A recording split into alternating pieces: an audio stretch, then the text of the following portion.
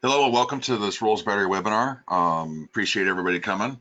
We're going to try to do more of these as we go along. I just got to get better at them, to be honest with you.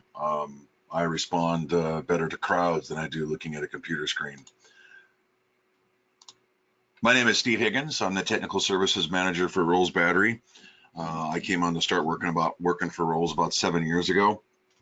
What we've done is we put together some training for these types of trainings over the last few years. All the material that we have is available for download. I do PDF these presentations and I do put them on our Google Drive. There are past presentations as well as past recordings. If you want that information, you can go to this link or you can send me an email, steve@surrett.com. What I'll probably just end up doing after this is when we gather everybody's email addresses at the end and do a final, I will probably just send a link to everybody and a thanks for coming.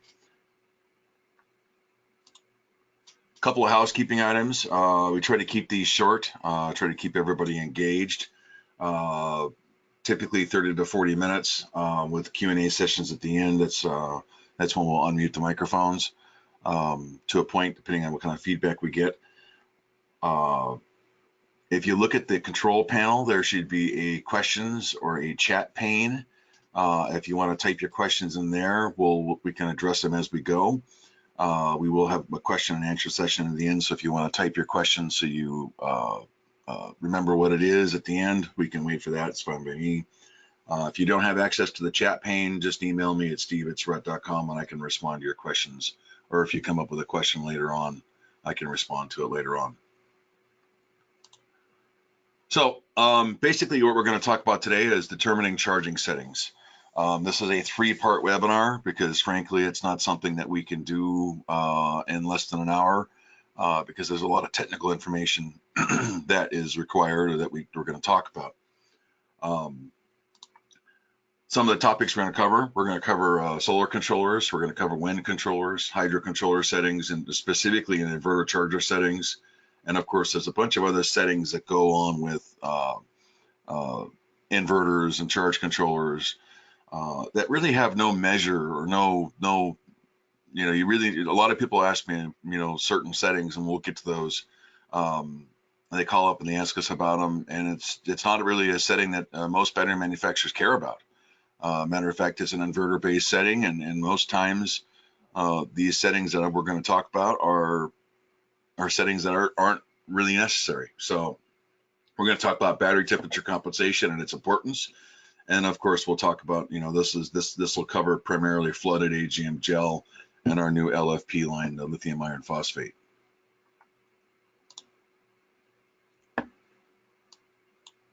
Okay, so solar controller settings. These settings basically are your free energy, okay?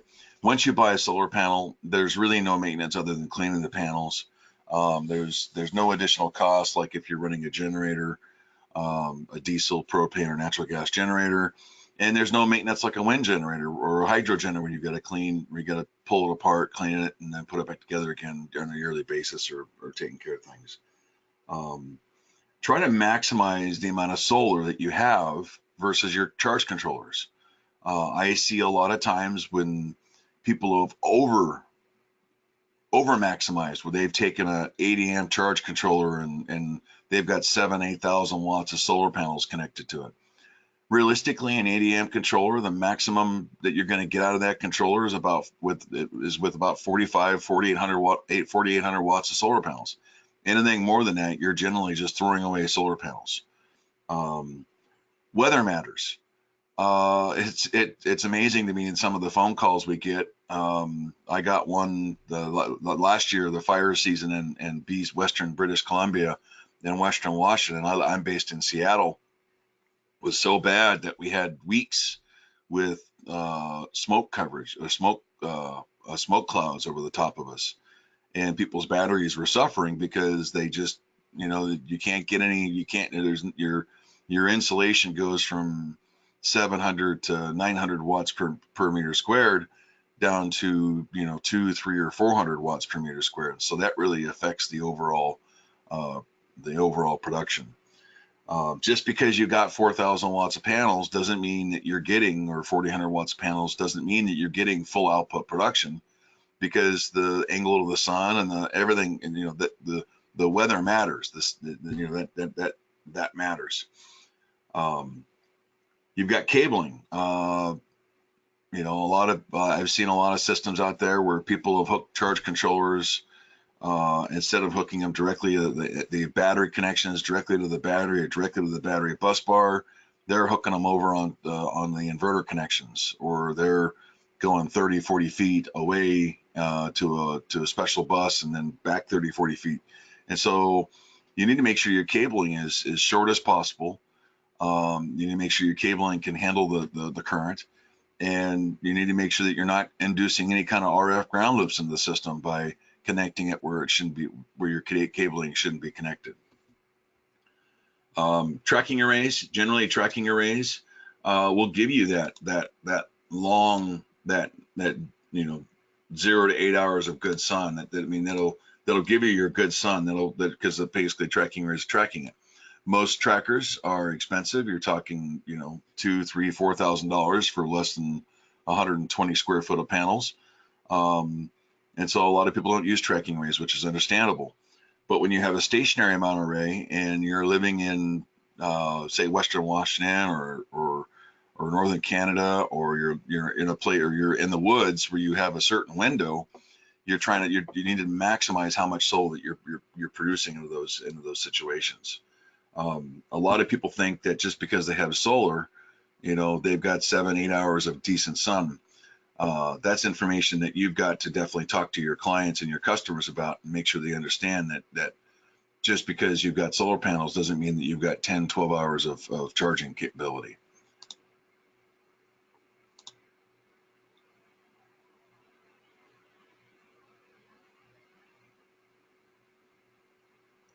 So settings.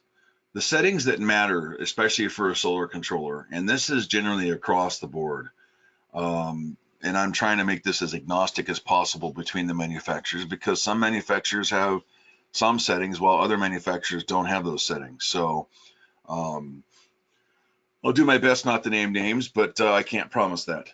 Bulk and absorption, typically that's the same setting for our batteries across the board. Like, for example, if it's a Schneider product, they're going to ask you for a bulk voltage and absorption voltage. We would like those settings to be the same for the absorption voltage. That is the number one setting, the number one important setting that you're going to set up for a solar charge controller and our batteries. The second most important setting is the absorption timer setting. Just for an example, I talked to a customer yesterday. The customer had 3 parallel strings of S6 L16s, which are basically the old S480s. He had 3 parallel strings of those batteries, so he had right around a little over 1,000 amp hours, or a little over 1,100 amp hours. He had his absorption voltage set at 58.6, and he had absorption time on a charge controller with a 3,200 watt array set at 1 hour. Charge controllers are like teenagers. If you teach a teenager to do something the wrong way, that teenager is going to do that task the wrong way until someone corrects them. Okay, charge controllers are the same way. If you program your Outback FM80 or FM60 or your Schneider MPPT60 or your Morningstar or your Midnight charge controller, if you program it incorrectly, it's going to charge your batteries incorrectly, which means you're going to have battery problems 6, 10, probably 12 to 18 months down the road, regardless of who makes the batteries. The next setting is end amps. This is also called end amps, return amps, or tail current. What end amps is what a battery manufacturer typically wants. Is they want the current going into the battery to drop to less than 2% of the overall battery bank capacity for at least 30 to 60 minutes before your charge controller or your charger transitions into the float. For Rolls batteries, we like to see the current drop below 2% for at least 60 minutes. reason this is important is basically the battery's not really accepting any more current. The problem with the NDAMP setting is if you have a battery that is sulfated and your NDAMP settings are set too high, or your batteries, you've got an extreme state of sulfation going on with your batteries, what will happen is your NDAMPs will transition from absorption to float too quickly. And so sometimes it's best to have NDAMPs disabled. We'll talk about that throughout the next couple presentations. I'll get in a lot more detail on there. Battery amp hour sizing. Now, some manufacturers, like for example, Magnum and Schneider, you go in and you program the battery amp hour capacity. The battery amp hour capacity sets your NDAMPs at 2%. So if you put in 1284 amp hours for a string of S6L16 or S2L16 HCs, what will happen is that your Schneider or your Magnum inverter will take 2% of that number for 1 minute. And so you've got to be cautious with that. Typically what you want to do is you want to set that a little lower so that you have more time before it transitions out of float. So be cautious with that. Battery temperature compensation. I worked at 3 different inverter manufacturers for 17 years before I really truly understood how important battery temperature compensation is. It's vitally important for any battery that you install. Matter of fact, most battery manufacturers, if you do not have it installed, they will not warranty the batteries, because without it, you're not properly charging the batteries. I'll get in a little more detail on it in a little bit. Flow voltages.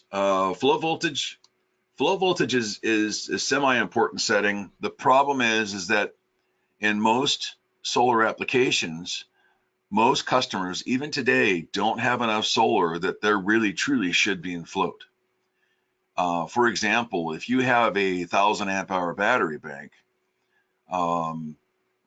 in order to properly get into float with a solar array, where you're getting 3, 4, or 5 hours of sun a day, in order to properly get into float, you would need to have your solar array would need to be roughly around 8 to 10 kilowatts to even have a chance to get into float in the summertime.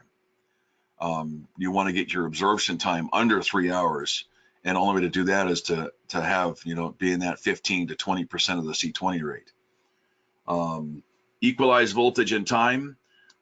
This is at the bottom, and the reason that I put this at the bottom is that, frankly, if you are properly charging your batteries and you're getting your batteries to a full specific gravity at least once every 4 to 5 to 7 days, ideally the minimum we'd like to see for a full-time household, like a minimum full charge, we'd like to see at least once a week, preferably 2, 3, 4 times a week, but at minimum at least once a week. If you're doing that, if you're getting to that full 1.265 to 1.275 specific gravity at least once a week, you should never have to equalize your batteries. And that's why this setting's on the bottom, is because while it's an important setting to make sure you get right, you do not want to over equalize your batteries, because every time you equalize your batteries, what you're doing is you're overcharging the batteries, and you're warming the batteries up quite a bit, and you could be causing damage to your batteries. It's better to properly charge them in the first place than to do equalization cycles constantly.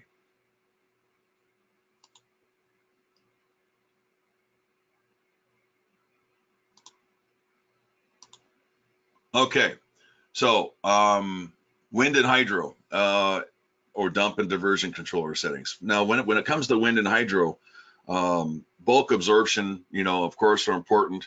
The thing is with wind and hydro, is that generally these, instead of being only around for 5 or 6 hours a day, generally in the winter, or the start in the fall, the winter, and the early spring, you want to be careful with these type of controllers, or these type of the products.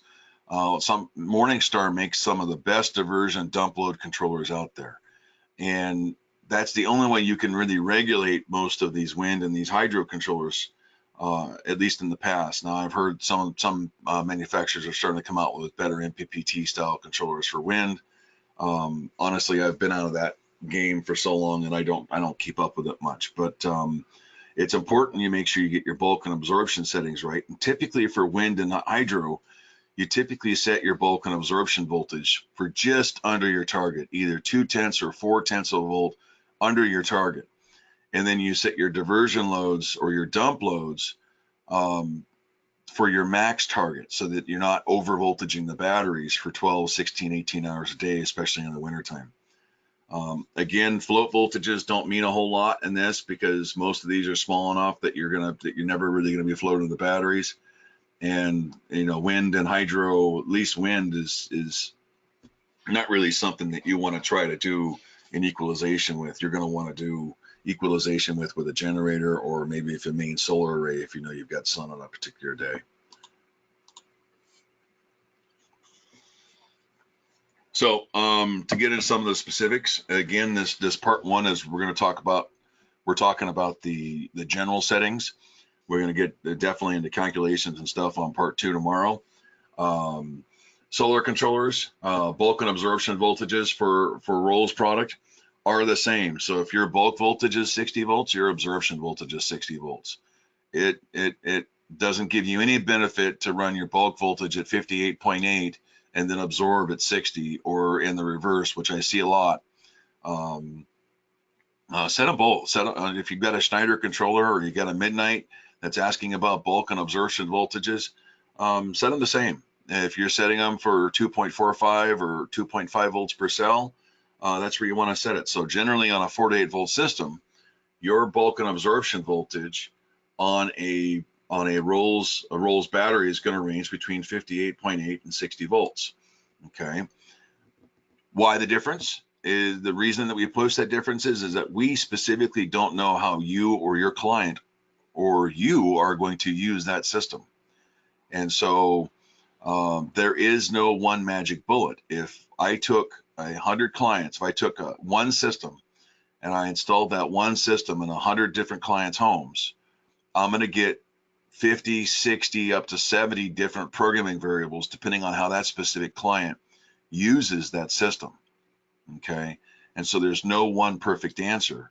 And this is one of the nice things I like about flooded batteries is that you can charge those batteries and you can look at the specific gravities and you can tell how hard your client's using them by where the specific gravities rest after a full charge. You need to have enough solar to get to a reasonable state of charge. Typically that's about a minimum of 10% to a maximum of 20% of the C20 rate of the battery.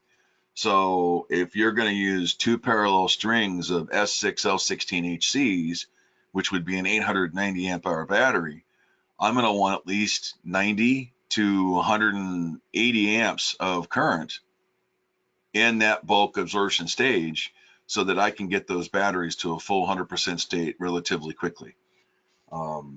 You want to be careful with that because, if it's a full-time cabin or full-time home, and those customers are going to be using those batteries, if you're not in that 10 to 20% rate, the client's got to run his generator for forever.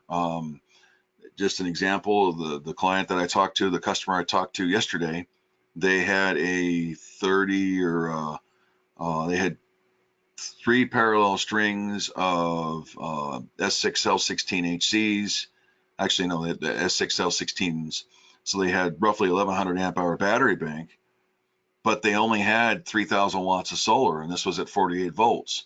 That 3000 watts of solar is going to do at best 60 amps of charge, which means your absorption time's in the 8-hour range. You're just never going to finish the charge ever. Doesn't matter what time of the year. You're always going to be using a generator to supplement that low state of charge. So you want to be careful with it. Wind and hydro, again, bulk and absorption voltage would be the same.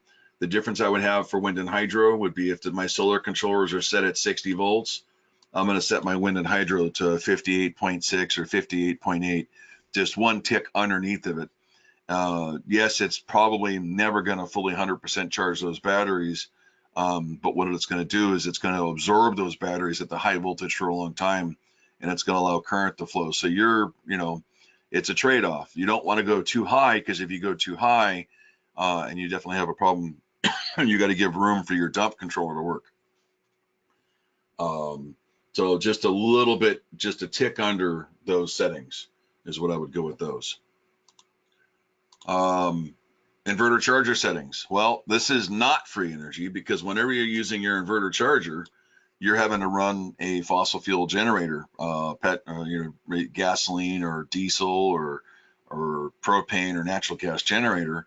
And it's not typically efficient to run it during the absorption stage. You typically would run it during the bulk stage. And then, what I generally inform people is, when they're having troubles with the batteries, run your generator for a couple hours in the morning before the sun comes up. That way you get into the absorption stage. You've maximized what your generator is outputting by being in the bulk stage, because you're going to have pretty close to max current at that point. And then when the sun hits the panels, shut the generator off and let the sun finish the day, and then maybe use the generator in the afternoon to try to reinforce your charge, especially for that client that has a really small or really big battery bank, and they have a fairly small renewable source. That's how you would minimize your generator run times. And typically most generators, last time I checked, it was every 100 to 200 hours of maintenance. If your customer is running that generator for 20 hours a week, they're doing maintenance every 45 to 60 days on that generator, and that can get pretty spendy also. Altitude affects generators. The altitude is, for every 1,000 feet above sea level, you're going to lose about 8 to 10%, maybe 12%, depending on the generator, of efficiency. So if you put in a 10 kilowatt generator and the customer's at 3,400 feet, they're losing between, roughly 25 and 35% of that capacity of that generator, just due to the amount of oxygen that's in the air at whatever altitude that they're at.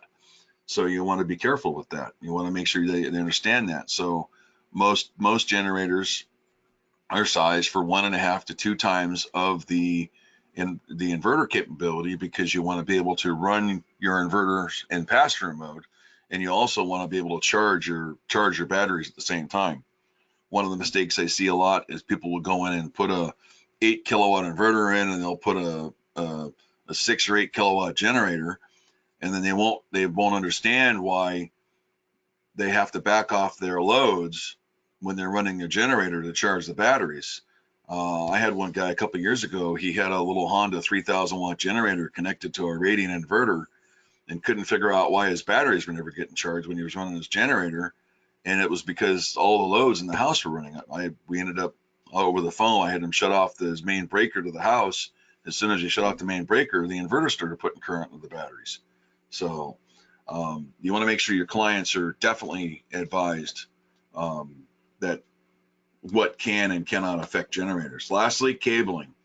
A lot of guys are taking shortcuts with cabling, and they're putting in a 15, 20 kilowatt generator, and their cabling's incredible long runs or small cabling. You need to maximize how much cabling you're running. Inverter charger settings, the settings that matter. It's much like the solar controllers. Bulk and absorption voltage, absorption times, end amps. Battery amp hour capacity sizings, like for example for the Schneiders and the Magnums. These settings do matter, and you need to get them right from the gate, especially if you're using an AGM battery. Flooded batteries are extremely forgiving for settings. They're not very forgiving for running them dry, but when it comes to settings, if you go 2, 3, 4, even 6 months with a low setting, or even a year or two, a lot of times you can get back some of that lost capacity. With AGM batteries or gel batteries, they are not very forgiving for having the wrong settings. If you're operating an AGM battery with the incorrect settings for 3, 4, or 5 months, you've done permanent damage to that battery. You're probably not going to get that capacity back. So it's important that you make sure you get those settings correct right out of the gate. Again, tomorrow we're going to talk more about detail on these settings, and I'll talk about all the settings that I could think of.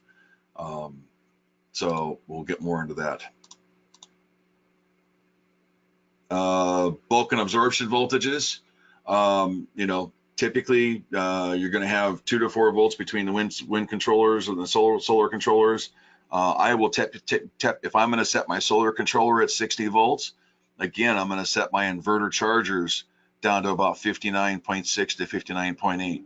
And the reason for that is that I want to maximize what my solar is doing. So if for some reason my generator turns on and my inverters start charging the batteries, the inverters are going to charge up to that 59.6 to 59.8, while the solar is trying to hold the battery voltage at 60 volts. And what's going to happen there is it's going to cause your generator to shut off sooner, so that you're not burning as much fuel, and that you're prioritizing your solar array. Believe it or not, most of the inverters and charge controllers still don't 100% talk to each other across this. I've heard that some of the new Schneider software is allowing that to happen now. I haven't heard anything about the Outback or Magnums.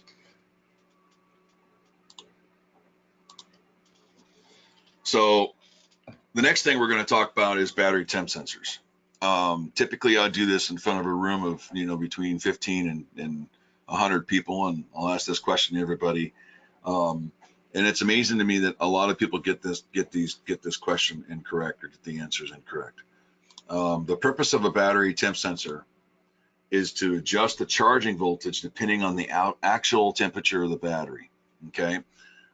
This is important because during the charging phase of a battery, let's say you start charging in 2 parallel strings of batteries, 2 parallel strings of L16 style batteries, and you have the temperature sensor in the warmest location of the battery bank on the side of the battery, about halfway down is where it's supposed to be installed. Battery temp sensors are not to be installed on the top or on the positive or negative bolts, because the top of the battery, if you look at the image on the FLIR, it can be between 10 and 20 degrees cooler on the top of the battery than is on the side, and that difference in temperature alone will cause the inverters or the solar charge controllers to overcharge the batteries, and it'll actually damage the batteries. So the battery temp sensor needs to be on the side of the battery. Typically I'll put it about right below the label on an L16, the label on the side, and then I'll take a couple rounds of electrical tape or duct tape and secure that to the side of the battery to make sure it doesn't come off. But what happens is that battery temp sensor adjusts the voltage based upon what the actual temperature is. Okay, so how this works is that for example, bulk absorption voltage, our target at 25 degrees C is 2.45 to 2.5 volts per cell. So let's say that target voltage is 60 volts. If my battery temperature is 33 degrees Celsius, that's an 8-degree delta between the 25 to 33. So the battery temperature compensation on a flooded lead acid battery is 5 millivolts. So that's expressed 0.005 multiplied by 24 cells, multiplied by an 8-degree delta. That means that my adjustment needs to be 0.96. So I may be telling it to charge at 60 volts, but my inverter charger, because of the registered temperature, is actually measuring 59.4, or actually outputting 59.04. If my temperature was cooler, say my temperature was 17 degrees Celsius instead of 30 degrees 33, then I should be charging at a higher voltage because my batteries are in a much cooler state. Now, where this becomes a problem is that when you look at our user manual, a lot of people will go, well, I'm going to be in Jamaica, and so I'm going to set my charge temperature at 30 degrees C and use the battery temp sensor. What you're doing there, in effect, is you're double temperature compensating. You're not allowing the inverter or the charge controller to do its job, and so what's happening is that you are double temperature compensating. So now not only is it 0.96, but it's double. Now it's 1.8 volts that you're charging too low, And that's going to cause a problem with the batteries. That's going to kill the batteries, and it's going to cause sulfation problems. You want to try to avoid that. So if you're using the battery temp sensor, what you want to do is you want to make sure that you use the chart in the manual. You want to set it at the 25 degrees C rating, and then let the temp comp do the adjustment. Again, we're going to get a little more detail on that chart a little bit later. Actually, tomorrow we'll get more detail on it. Battery temperature numbers. So for flooded lead acid batteries, it's 5 millivolts per degree C multiplied by the cells. So for a 48 volt system, it's 120 millivolts. For a 24 volt system, it's 60 millivolts. For a 12 volt system, it's 30 millivolts per degree Celsius.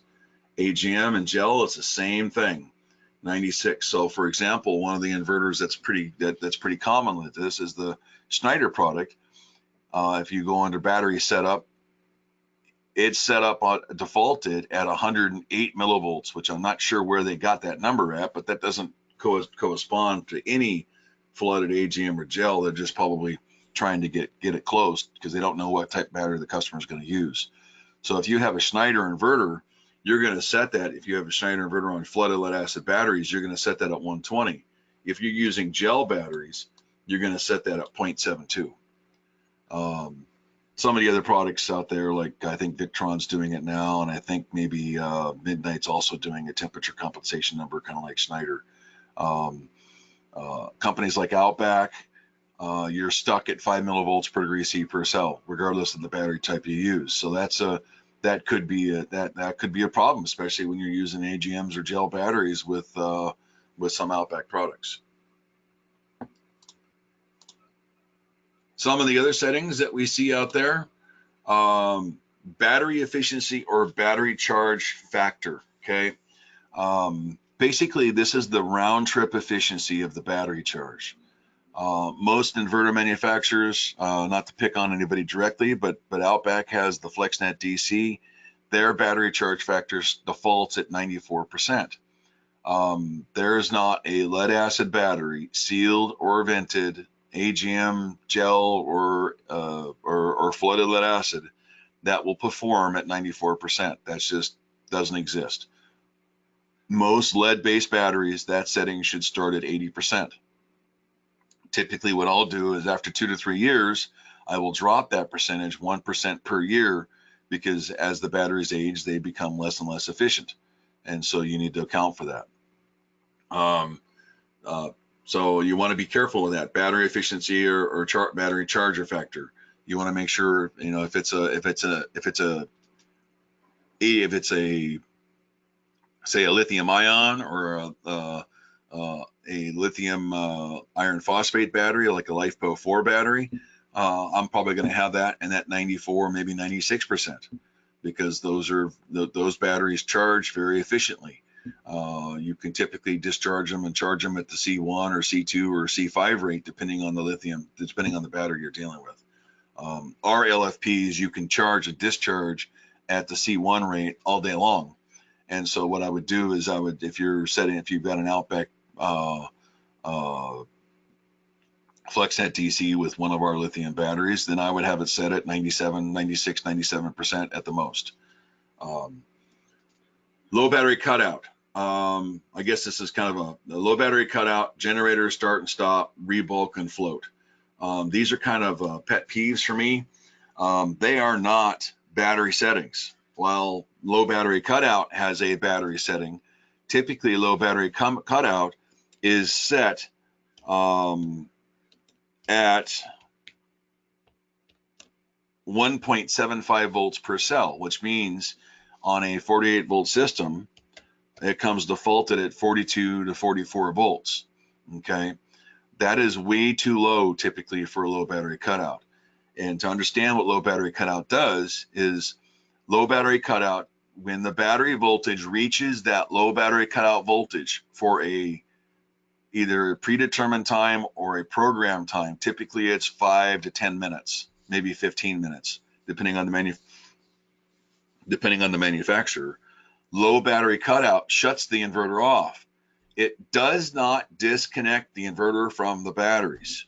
Okay, if you drug your batteries down to 42 or 44 volts, All it does is shut the inverter off in an attempt to remove the majority of the load, but the inverter still is connected to the batteries.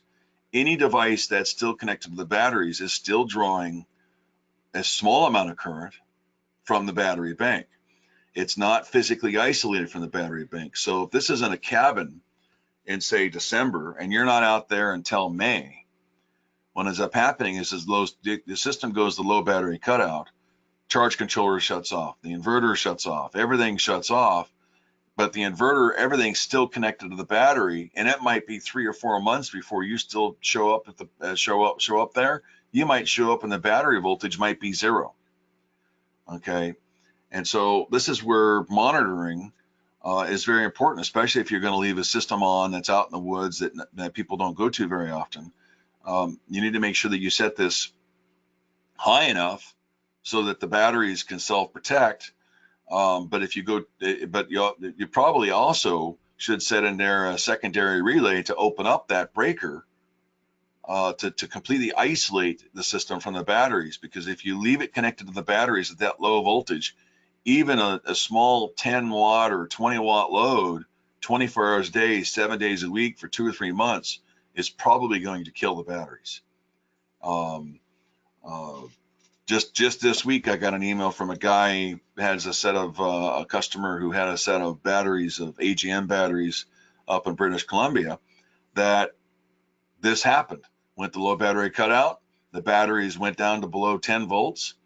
It wasn't caught soon enough, and so that when you got to the system, the 12 volt batteries that were installed, the 12 volt AGMs that were installed, were all measuring 6, 7, 8 volts. And it's just going to take time to get those batteries back if they ever do come back. Generator start and stop. Generator start and stop depends on what your depth of discharge. Typically, what I'm going to do is I'm going to start my generator right around 47.6 under load, which is roughly around 50-55% state of charge on a 48 volt system. And then I'm not going to stop my generator until I finish my absorption time. Too many people stop the generator runtime at 80% state of charge. And if you continue to do that, if you start it at 50 and stop it at 80, and you don't get to a full 100% charge periodically, at least once a week or a couple times a week, what's going to end up happening is that battery is going to sulfate, and you're going to lose capacity off that battery. Rebulk and float. Rebulk and float settings are probably my biggest pet peeve, and it's primarily an Outback setting, but there are a couple other products that do use something like that. And it's a misunderstanding of the inverter.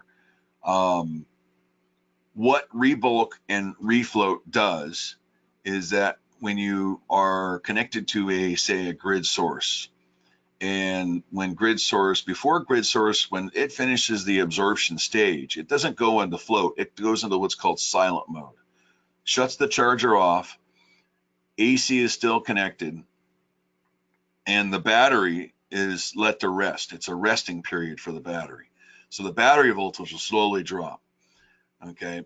And so battery voltage goes on a 48 volt system, you're charging at 60 volts, it goes, 59, 57, 56, 55.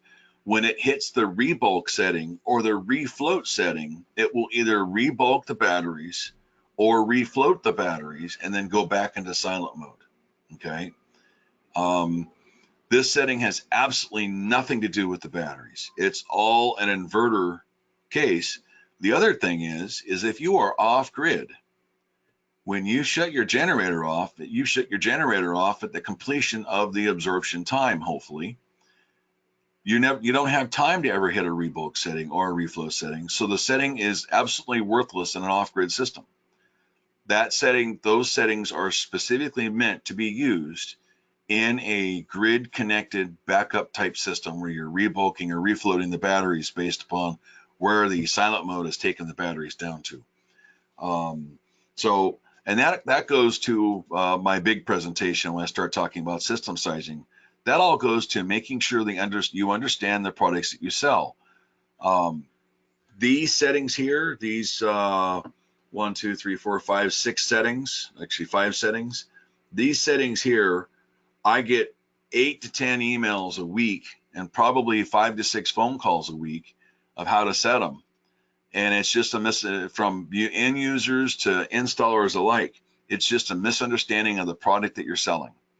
And that's where it becomes really important is no matter what you're selling, no matter what batteries you're installing, no matter what inverters you're installing, you have to fully 100% understand those products. And it does take time, and I understand that, but it's very important for you to do that.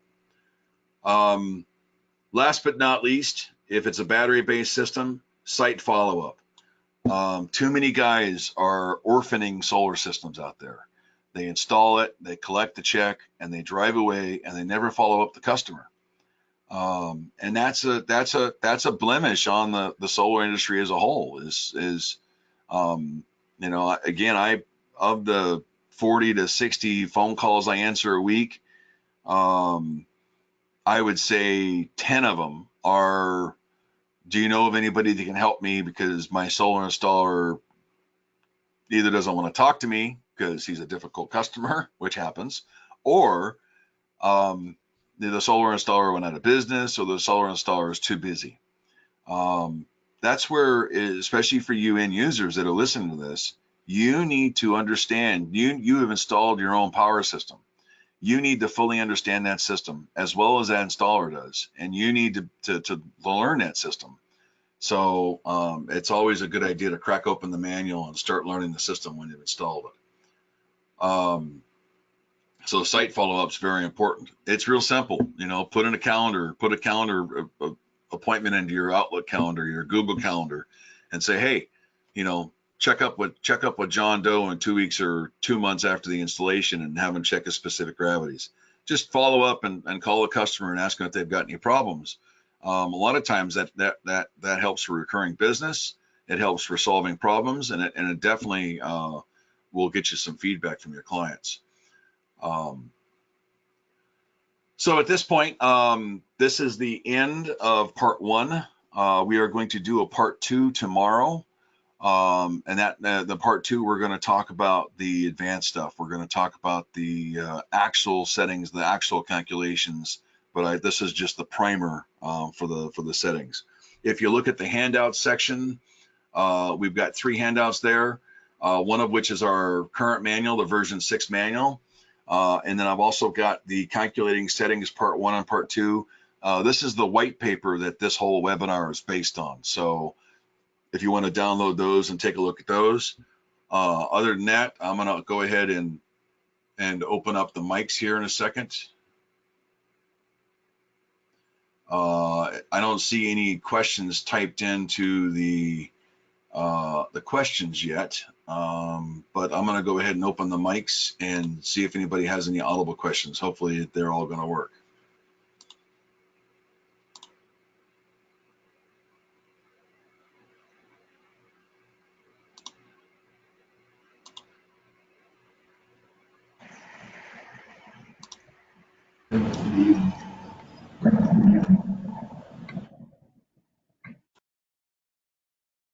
Well, unmuting is not working for some reason. I'm not sure exactly why not. Not sure exactly what's going on with that. So are there any questions? If you look at the control pane, you can either type a question in and send that, or you can send it on the chat pane.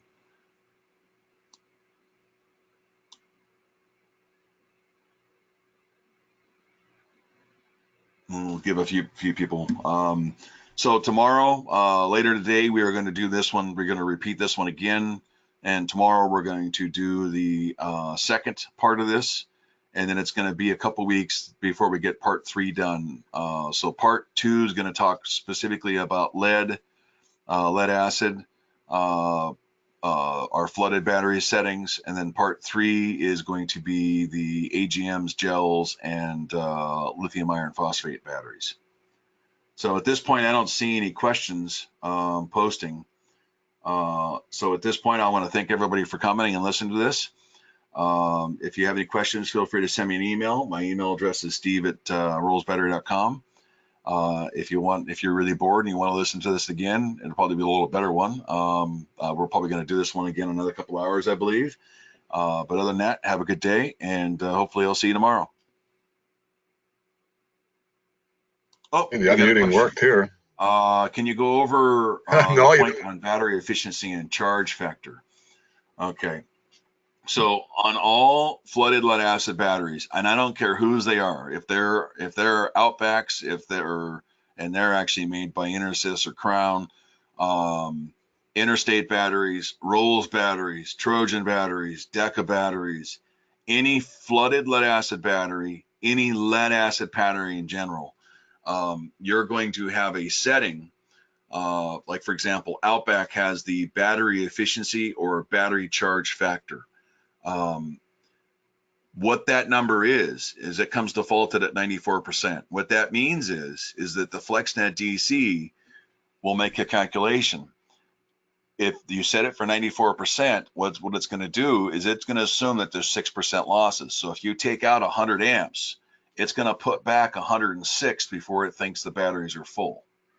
Okay, and so if you do that, you take out 100 amps, put back 106. That's fine. But the problem is that any lead-based battery that's ever been manufactured in the world, its best efficiency is about 80% efficient, which means if you take out 100 amps, all the lead-based battery manufacturers want you to put back at least 120.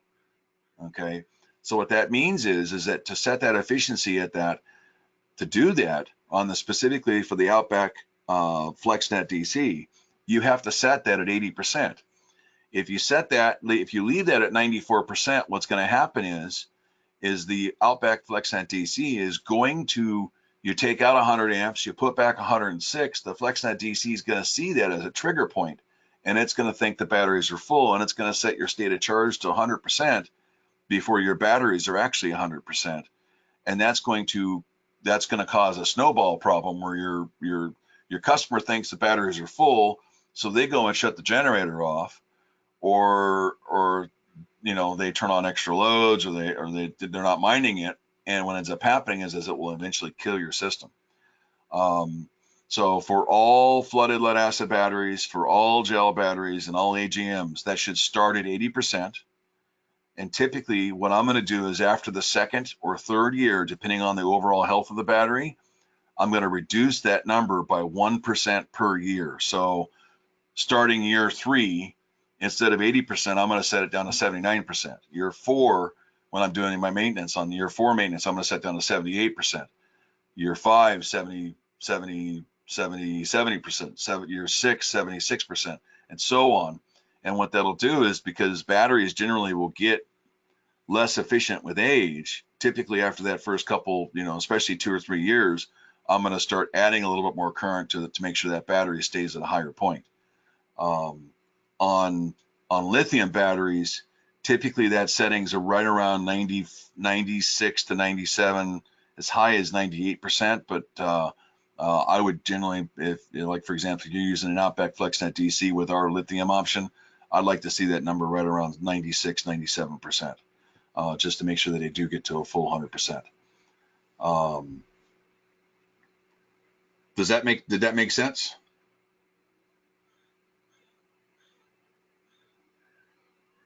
If it doesn't, go ahead and give me a call. My phone number is not private. You can give me a call at 800-681-9914, extension 4020, and I can walk you through it again. Or you can call me on my cell phone, which is the 206-790-5840. Oh, there we go. Yes, cool. Anyways, I'm going to get more in detail on these things tomorrow morning. This could be a 3-hour-long PowerPoint. I don't really want a 3-hour-long PowerPoint because that tends to bore the living daylights out of the people listening. So hopefully we'll see everybody back tomorrow, and you have a good day.